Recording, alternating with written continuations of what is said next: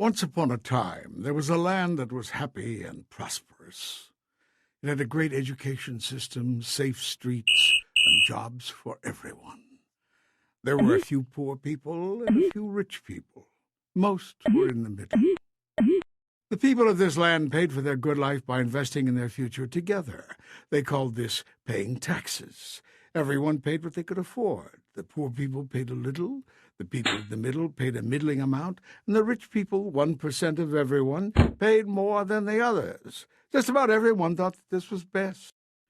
But over time, rich people decided they weren't rich enough, so they came up with ways to get richer. The first way was through tax cuts. They didn't mind if this meant fewer services for everyone. They said, why should I care about other non-rich people? I can hire teachers, safety, waste disposal people to work for me for less money than taxes cost. And then I can keep the rest of my taxes for me. The second way rich people got richer was through tax loopholes. These are laws that allow people to avoid paying taxes, with the idea that it's beneficial for other people too, if this group didn't pay. The third way rich people got richer was to pay no taxes at all.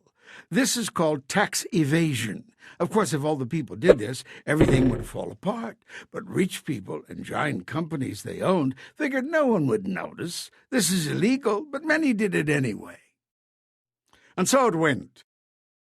In 20 years, rich people doubled their share of the land's income. Schools, public safety, the roads, parks, libraries, public transportation all went into decline. The rich people didn't care. They said everyone gets what they deserve, and they bought their own teachers, police, garbage collectors, and transportation. They also bought something else, elections. They spent so much money on politics, they elected people who liked what they liked. More tax cuts for the rich and big businesses, and fewer schools, road repairs, police, firefighters, and nurses for everyone else. When the 99% became upset, the rich people and their politicians said, "There is no other way."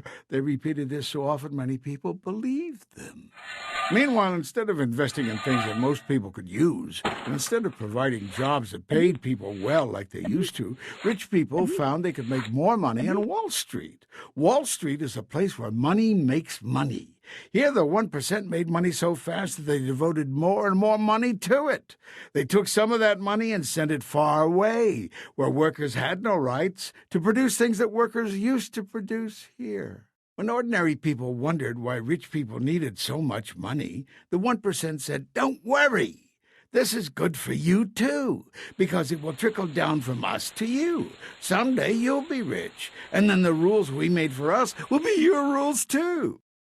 Some people weren't so sure about this, so the rich people bought newspapers and TV and radio stations and internet companies and paid them to repeat over and over, "Someday you will be rich, too. There is no alternative." Soon you could hear people saying, "There is no other way. Someday we'll be rich." Meanwhile, the rich people's money piled higher and higher. But after a while, it was piled too high. One day, the money fell down with a big crash. It fell down right on the houses of millions of ordinary people. It broke their houses. Then more money towers fell down. They fell on ordinary people's jobs. This was terrible. Everyone was scared. How did this happen?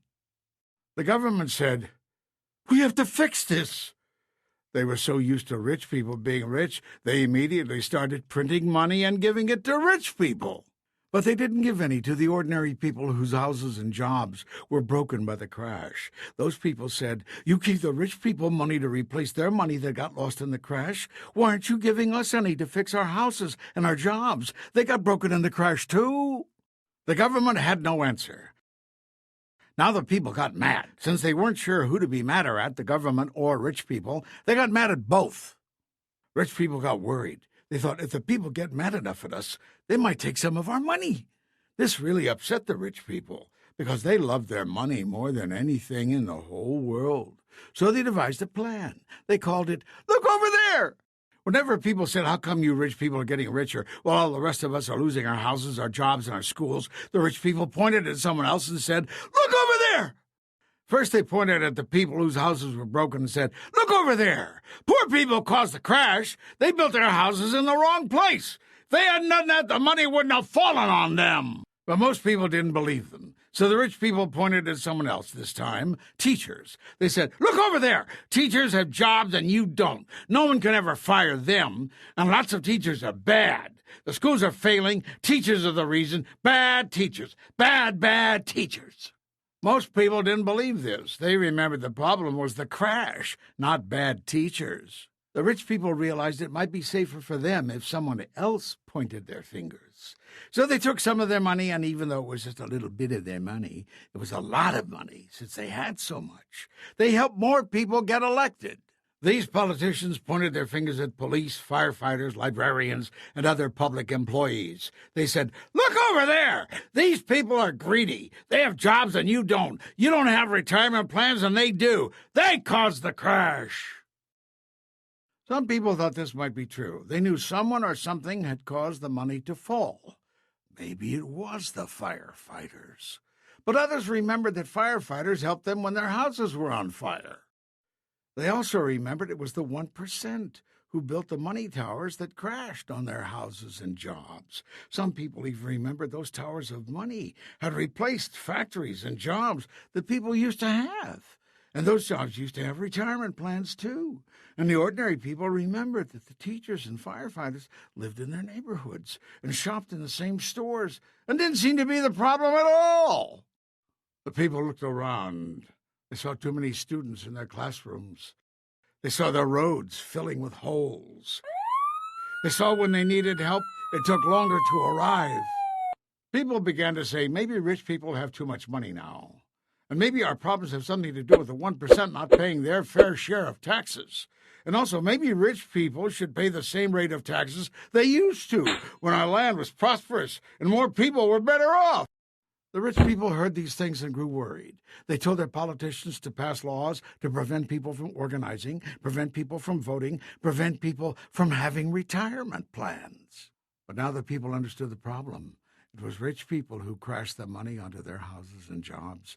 It was the 1% who got politicians to cut their taxes until there wasn't enough for schools, safe streets, libraries, health care, and parks.